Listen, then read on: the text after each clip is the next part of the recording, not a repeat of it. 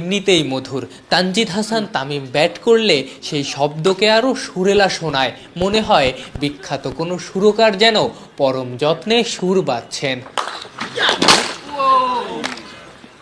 Under-19 লেভেলে তানজিদ বেশ attacking ছিলেন, এমনকি এক সময় তো দারুণ এক রেকর্ডের মালিকও ছিলেন।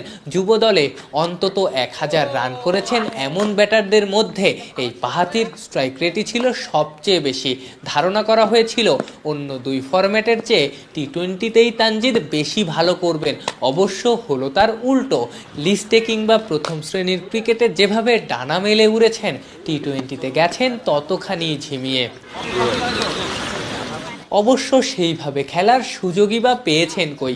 সব মিলিয়ে 21টা টি-20 খেলেছেন, তার অর্ধেকই 2021 ডিপিএলে।